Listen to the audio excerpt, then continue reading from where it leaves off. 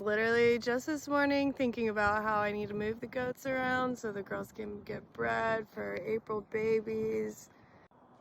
Look who got out of his fence.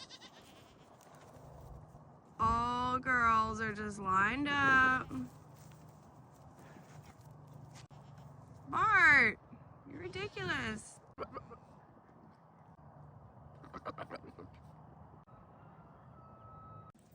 I'm leading him with a fanny pack because Quaid took my bucket. He's doing pretty good, actually. Wants to grab a snack. Sean Redcorn is literally in heaven.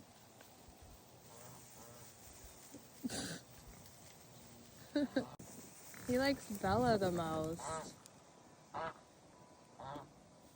Lisa. She's sniffing his balls so much. Ah, not my baby girl. Lisa's obsessed with him.